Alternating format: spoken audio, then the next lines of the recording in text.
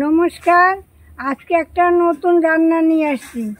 এই রান্না সবাই ভালো খায়, নিরামিষও বুঝি যারা তাদেরও ভালো লাগবে, আমিষ বুঝি যারা তাদেরও ভালো লাগবে।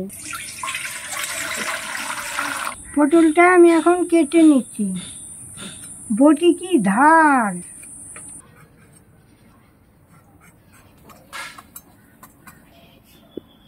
আর এই যে এইভাবে দিলাম কেন, ভিতরে বেশ তেল মশলা সব ঢুকে যাবে। পটলটা একটু ভালো করে ধুয়ে নিই। এই নুন দিয়ে একটু মেখে রাখি। এই কাজুটা বেটে নিচ্ছি, এর মধ্যে পোস্তটাও দিয়ে দিচ্ছি।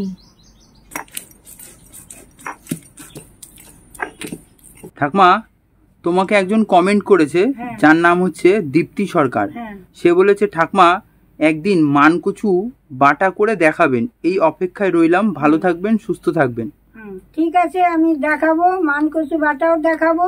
মানকচুর ওই যে ডগাগুলো হয় না, এই মোটা মোটা, ওই আইনে পুরা দিয়ে ওইটা বাটাও আমি দেখাবো। এখন ধনিয়া জিরাটা আমি বেটে নেব।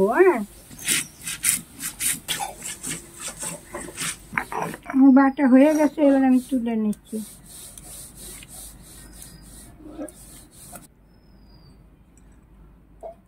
আদাটা একটু থেতো করে নেই, তারপরে বেটে নেব।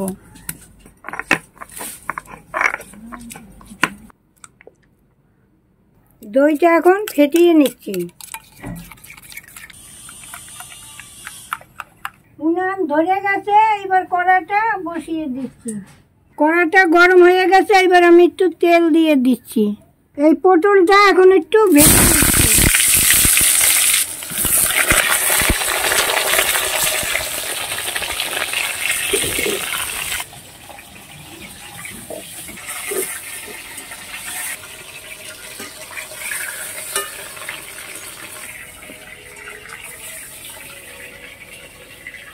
আমার ভাজাটা হয়ে গেছে, আমি এবার তুলে নিচ্ছি। এইবার এই তেজপাতাটা ফোড়ন দিয়ে দিচ্ছি। এই কালো জিরাটা ফোড়ন দিয়ে দিচ্ছি। এলাচ লবঙ্গ দারচিনিটা ফোড়ন দিয়ে দিচ্ছি। আদাটা ফোড়ন দিয়ে দিচ্ছি। জিরাটা দিয়ে দিচ্ছি।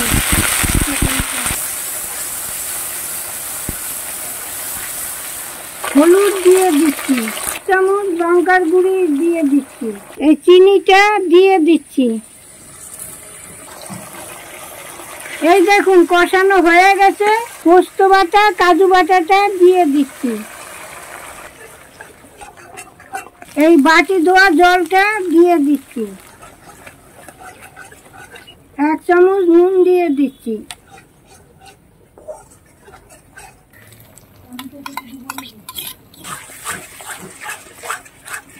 পটলটা আমি ছেড়ে দিচ্ছি।